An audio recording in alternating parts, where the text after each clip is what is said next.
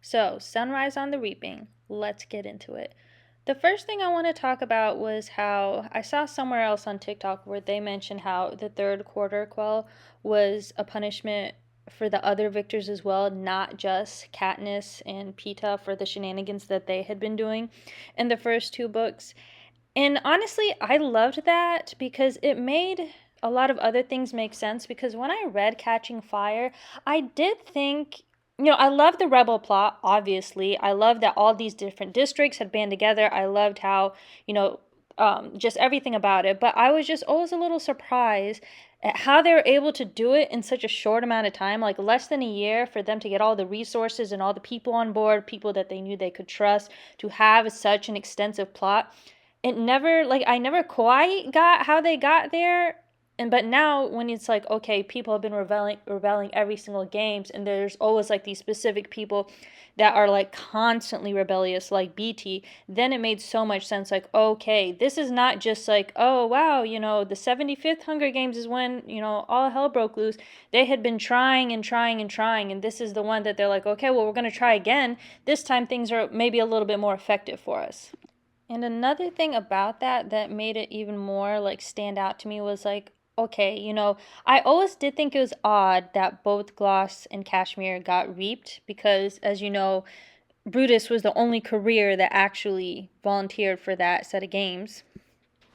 So then you really start to think like, okay, if they were reaped for a purpose, and it's like obviously Katniss and either Haymitch or Peeta makes sense, BT and Wyrus make sense, Mags make sense because they have an established history that we have now seen that they were rebelling. But it has me really thinking like, what were Gloss and Cashmere doing that they got reaped? That these two District 1 careers, because obviously that's not, the odds are not in their favor. There's no way for the District 1, because that District 1 pool of victors is obviously very large. There is no way that just wow, the two siblings get reaped. Like, they are messing stuff up. Same thing with Finnick and his girlfriend. Just out of that large pool of winners, like one of the larger pool of winners, it just so happens that Finnick and his girlfriend gets reaped. Like, that honestly blew my mind.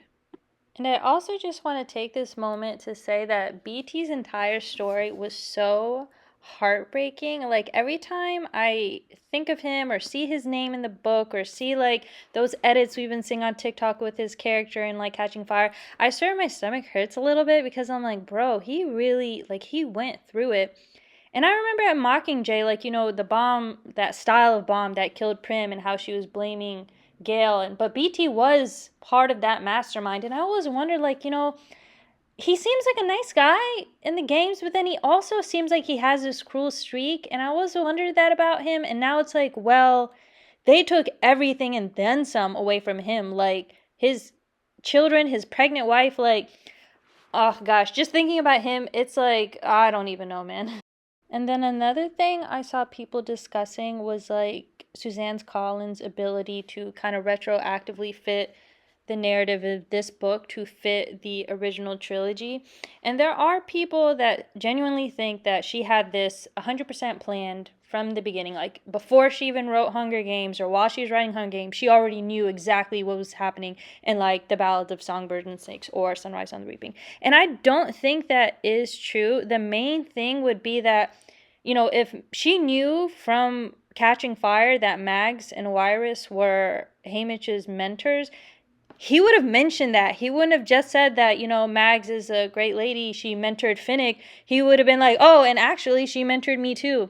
So it shows that she didn't actually have everything planned, but that doesn't take anything away. If anything, that adds more to her accolades, because she blocked herself in with like the narrative of what happened in the quarter quell, like the 50th Hunger Games, by what Katniss says happens in Catching Fire.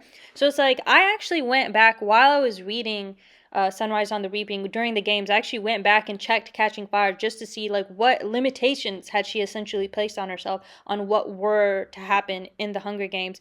And the way that she did that was so masterful, because like we had like the whole story of the newcomers and how they're all going to work together, but she had to have a reason why Haymitch went off by himself. Like, it had to make sense, and it did make sense.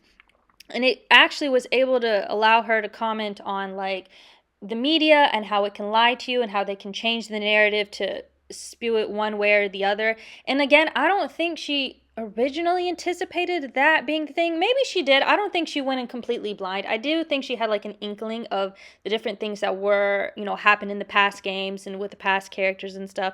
But it just was so well done for it to be like, well, there was an actual plan, like a rebel plot. That's why he had to go by himself. And then, because I was paying attention, like after reading Catching Fire, I'm like, okay, somebody got eaten by squirrels. Like there's like the last two people, like Silka was like battling somebody. So I'm like, looking for that. And she goes out of her way to say for sure, like, when Haymitch was watching the recap that, oh, they took this out, they took that out, they showed this death, but that death hadn't already happened. Like, they changed everything to just make it seem like he was a loner and he didn't care about anybody else. And because that is what they wanted to show the Capitol, that the rebels don't actually get along, they aren't actually unified, they're just animalistic in their desires and wanting to win the game. And I feel like I can say this like as an author myself, that okay, like when I wrote my first book and I gave it out for beta readers, it was a version, and then while I was waiting for beta readers, I actually went and wrote the second and third book, like the first draft of both of those. And then I kind of saw where the story went, because I'm not so much of a planner. I'm a pantser where I just write the story, and as it comes out, it comes out.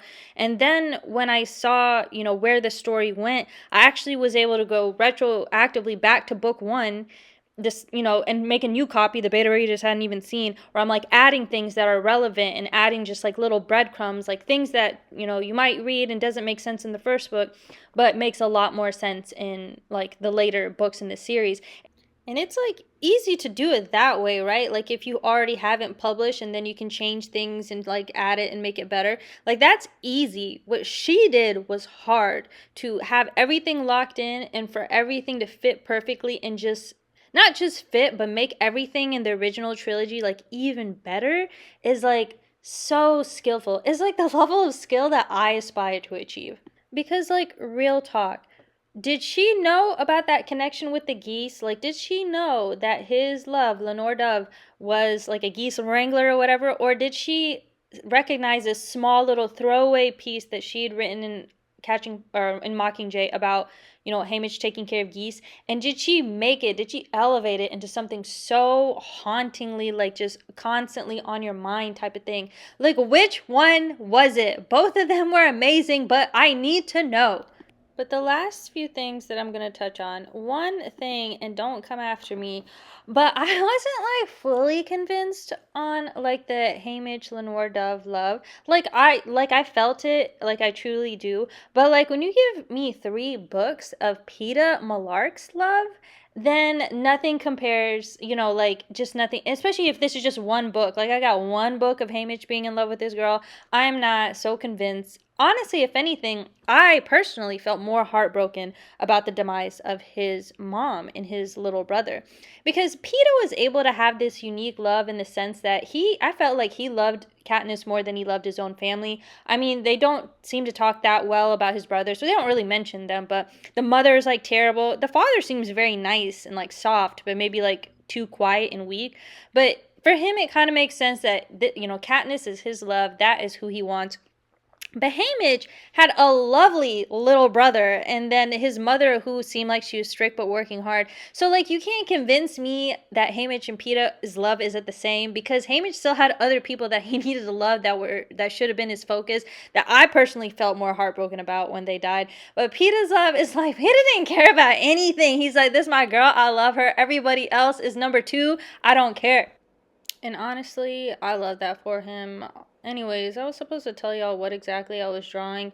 You can get the gist. Everything is a symbol of something, here. There's the geese, there's the bunny rabbit that was his friend, his bunny rabbit, the eye's supposed to be the arena or whatever.